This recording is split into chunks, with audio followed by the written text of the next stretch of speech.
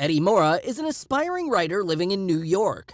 For the past several months, he's been living off a book contract advance and financial support from his girlfriend. The only problem is that he hasn't written a single word of his book. He struggles writing his story, going through a continuous cycle of writing, deleting, and starting over. He spends his afternoons drinking at a bar or wasting away on his couch in a messy apartment. Eventually, his girlfriend Lindy leaves him. While walking home, Vernon calls out to him. Vernon is Eddie's ex-wife's brother. After a little chit-chat, Vernon convinces him to have a drink together. They go to a bar, and he tells him about how Melissa is doing. Then they start talking about Eddie's creative problems, and Vernon suggests he can help him. He shows him the drug he's selling. It's some kind of magic designer drug that supposedly can help you access your whole brain, allowing them to use 100% of their brain power. Eddie doesn't think it can help him. Vernon needs to leave, so he gives him his business card and a sample of the expensive drug for free. On his way home, Eddie contemplates his life. Thinking he's already at his low point, he takes the NZT, reasoning out that his life couldn't get any worse. He runs into his landlord's wife, Valerie, who hates him. She shouts at Eddie, but he has lost focus on what the lady is saying as the NZT is taking effect. He feels dizzy, and the drug's effect finally hits. He sees the lady's bag, and in it, a book about law. Eddie deducts that the lady dislikes him, but something else must be bothering her. He asks about law school, and the lady is surprised how Eddie knows about her studying law. Eddie recalls seeing the book once several years ago in a dorm room when he was still in college. Somehow, he now remembers everything he's ever read, seen, and heard in his entire life. Eddie then recommends a different book on the law that would be more appropriate for her assignment, and continues advising her about how she could proceed with her assignment. The lady is impressed, even attracted by Eddie's sudden mastery of law in court. She invites him in, he helps with her assignment, and they eventually have intercourse.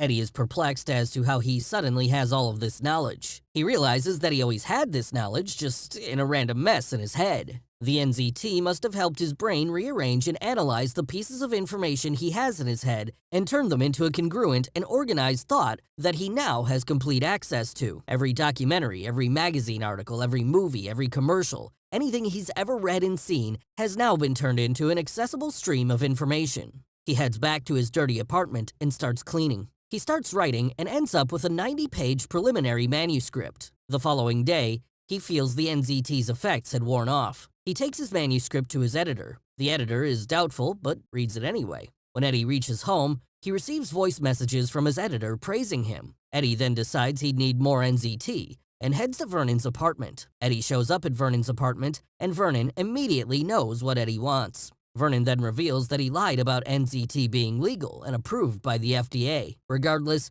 Eddie still wants more. Vernon asks Eddie to head out to do some chores, and Eddie complies, thinking he'd do what's necessary to get more NZT. He arrives back at the apartment and sees the door busted open. He sees Vernon's apartment had been ransacked, and Vernon on the couch with a bullet hole in his head.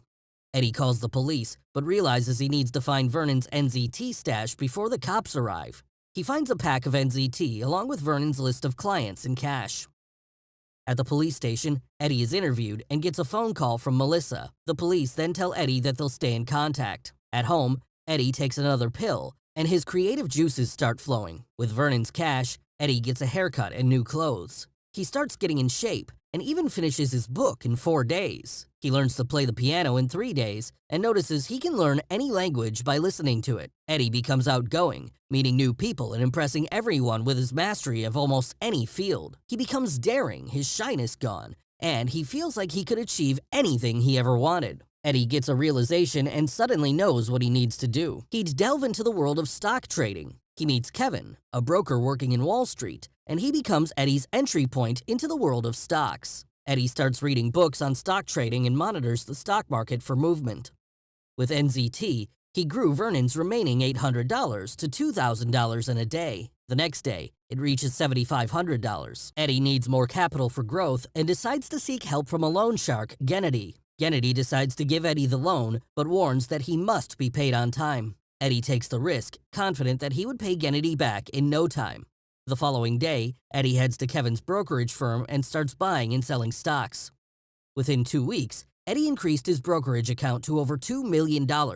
Word starts getting around, and soon, Kevin calls him to say that a Wall Street tycoon wants to meet with him. That evening, Eddie has dinner with Lindy and tells her all about the good things he's been doing with his life. Seeing Eddie clean up his act, Lindy is proud, and Eddie tells her he just got a sudden wake-up call and decided to get his life together. After dinner, they head back to Lindy's place and make love. Over the next couple of days, the couple rediscover their love, and soon, Lindy tells Eddie that she wants to be together with him again. As they talk about restarting their relationship, Eddie spots a man eyeing them from a distance. Later that night, Lindy is in bed asking him to join her, but Eddie stumbles, and he's transported to the hallway in an instant. Eddie has no recollection of how he got out of his apartment, but Lindy sees him and asks him to go inside for a meal. The following day, Kevin joins Eddie for their meeting with the Wall Street giant. Kevin is nervous, but Eddie assures him that the meeting would be fine. Carl Van Loon, a Wall Street icon, arrives, and they start talking. Carl's companion is suspicious of Eddie and how he climbed up the ladder so fast, thinking it's a con. But Eddie talks his way through his questioning and impresses Carl. On a car ride home, Carl hands Eddie a stack of papers about the companies he owns and asks Eddie to take a look and to analyze a pattern, and asks him what a good move would be. Eddie takes a thorough look and realizes that Carl must be planning a massive merger with a competing company. Carl's impressed even further, noticing how nobody could have figured that out in such a short amount of time. Carl gives Eddie a chance to restructure the deals between the companies and asks Eddie to meet him the following day. He went out walking. Still, he finds himself having episodes of unconsciousness, finding himself in different parts of the city and having no recollection of how he got there. He stumbles into several parties, into different clubs, meeting different women, and eventually ending up in a hotel room with a model where they have intercourse. Unbeknownst to Eddie, the strange man that he had seen earlier is following him. After leaving the hotel, Eddie heads to the subway, where he runs into a group of thugs and gets into a fight. The NZT helps him remember every self-defense video, action movie, fight scene, and survival documentary he's ever seen, and he manages to fight off the group of thugs single-handedly. He starts running afterward and finds himself atop the Brooklyn Bridge by dawn with no recollection of what happened to him in the past 18 hours. Eddie heads home and gets to bed and wakes up the next day feeling horrible. He decides not to take another tablet and tries to go through the documents sent to him by Carl, but they seem illegible. Eddie goes to the meeting sober and unprepared. Carl keeps asking him questions, expecting high-level answers from him, but all Eddie can focus on is the TV, where the news are reporting that the woman he was in the hotel with is dead. He leaves the meeting abruptly. He heads home and gets a call from Melissa, who is asking questions about Vernon's death. Eddie asks her if they could meet up somewhere, and Melissa reluctantly agrees. Eddie goes through Vernon's notebook at a park, looking up Vernon's clients and calling them to find out more about the effects of NZT. Each number he calls, everyone on the list is either dead or terribly sick. The last number he dials belongs to the man who followed him and who's sitting near to him. It's the same man who had followed Eddie and the model to the hotel. Eddie sees him and runs as the man chases after him. He finally loses him by going inside a cab. He meets with Melissa, and she tells him that she had also been on the drug and barely made it out alive when she stopped using it. 2 years have passed, and the after effects still haven't worn off. She recommends that Eddie stop taking the pill too, but tells him to lower the dosage as a sudden stop would be lethal. Eddie heads home, but runs into Gennady. Gennady beats up Eddie and demands his payment. They stumble their way up Eddie's apartment, and Eddie drops an NZT pill. Gennady picks up the pill, believing it to be some kind of drug, and takes it himself. They then head to the bank, and Eddie gives him the money. Gennady notes that the pill made him feel excellent, and he'd be asking for more soon. Eddie makes his way to Lindy's office and collapses. Eddie is left with no choice but to tell Lindy everything. Lindy finally understands the source of Eddie's newfound motivation and agrees to retrieve the pills for him. She heads home, takes the rest of the drugs, and heads back. On her way back, she sees the man following him. She runs into the city park and asks 2 men to help her, but the pursuer stabs both men and continues chasing after Lindy. Lindy hides behind some boulders and calls Eddie. Eddie advises her to take one of the pills as it would give her the power to overcome the situation, and she does. After the pill takes effect, she knows what she has to do to escape from the man chasing her. She runs into the ice skating rink and carries a child, spinning her around and allowing the child's ice skates to slice the man's face. The man falls, and Lindy gets away. The following day, Lindy expresses her concerns about the pill, saying it turned her into a completely different person. Eddie promises he'll stop taking the pill as soon as he gets enough money. On the street, Eddie sees Gennady spying on him. Eddie approaches, and Gennady says he needs more of the pill. Eddie gives him a few but realizes Gennady won't stop. Later, He hires 2 bodyguards that follow him everywhere, and he goes to see Carl. Eddie apologizes about the meeting, explaining he was sick, but he had already won the man over before, so Carl still gives him the job. He brokers the biggest merger in the city for Carl and gets back on his feet. Eddie discovers that if he slept properly, stayed hydrated and fed, abstained from alcohol, and maintained a steady dose, the blackout episode stopped. He has suits custom made for him, all with a hidden pocket for the NZT he has. Not waiting around until his stash of the drug runs out, he goes to a chemist and tells him that he'll give him $2 million if he recreates it in 6 months. While having lunch, he spots the detective that interviewed him about Vernon's death. The detective informs him that Eddie is now a suspect in the model's death, as one eyewitness placed him at the crime scene.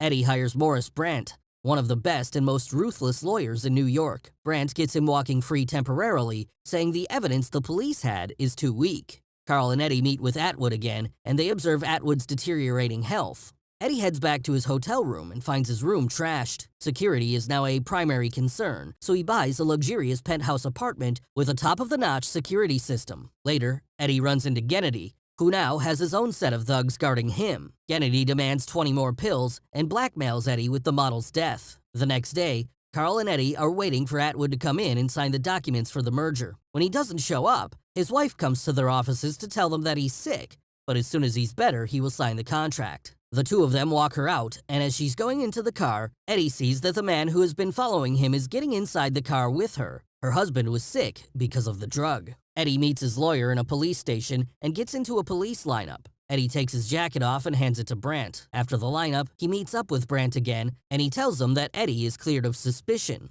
Brandt then compliments Eddie's suit jacket. He makes his way back to Carl's office and discovers Atwood is now in a coma. He heads to the bathroom to take another pill and discovers his secret pocket is empty. His stash is gone. He goes back to Carl, and a package is brought to him. He opens it and sees his disembodied bodyguard's hands inside. In shock, he runs out of Carl's office and hurries home. He watches a news report regarding updates on Atwood's situation and sees that Brandt is also Atwood's attorney. Eddie then hears banging at his door and notices from the surveillance cameras that Gennady has arrived with his goons, using metal grinders and steel cutters to break in. Stuck in an inescapable situation, Eddie steps up to the balcony, readying himself to jump. As his foot slips, he stops himself, trying to remember if he had left even just a single tablet somewhere. He digs through his mind and recalls one being left in his old tin container. He reaches through the boxes and finds it, but Gennady breaks in, and Eddie trips on a box, losing the pill. Gennady's goons pin Eddie down, and Gennady shows Eddie an even better way of using NZT. He dissolves it and injects it directly into his bloodstream. He says it's more potent this way. It even lasts longer. He shoots up and tells his men to find Eddie's stash while he tortures him for the information. The henchmen start grinding into the safe in the next room while Gennady approaches Eddie, but Eddie stabs him with a knife he had earlier concealed. The two struggle, and Eddie drives the blade into Gennady, killing him. Eddie lays on the floor next to a bleeding Gennady. He eyes the needle Gennady had used to inject the NZT and decides to drink Gennady's blood, hoping to get some of the NZT into him. It works, and his brain starts working at total capacity. Now he knows how to fight off the goons. He takes down one of them and then the other. Meanwhile, Atwood dies at the hospital. Eddie appears at the hospital and sits down next to the driver. He wonders how Atwood died, even though they successfully got the NZT pills for him. The driver then helps Eddie find Brandt, finding out that Brandt had kept the pills for himself rather than give them to Atwood. They find the drugs in Brandt's closet. 12 months later, Eddie has a book out and is running for the Senate. He gets a call that a man representing a large pharmaceutical firm is waiting for him in his office. Eddie is surprised to see that the man is Carl. Carl now reveals that he knows about NZT, telling Eddie that the company he owns manufactures the drug. Carl offers Eddie a steady supply of NZT in exchange for a few favors he would later ask. Eddie refuses Carl's offer, but Carl warns that the illegal NZT labs have all been shut down. Eddie then reveals that he doesn't take NZT anymore. He had the drug tweaked and edited a while back, removing the side effects. He slowly took less and less NZT until he no longer depended on it, but the effects of the drug remained permanent on him. The modified NZT had permanently altered his brain patterns, and now, Eddie's brain is fully unlocked, even off the drug. Eddie shows this by predicting a van would hit a car because the driver is distracted. Carl looks over, and it happens. Eddie then places his hand on Carl's chest, saying he detects several problems with Carl's heart. Carl warns Eddie that he would be a brutal enemy, but Eddie is not threatened, saying he'd always be 50 steps ahead of him. He walks to a restaurant and meets with Lindy there. Thanks for watching.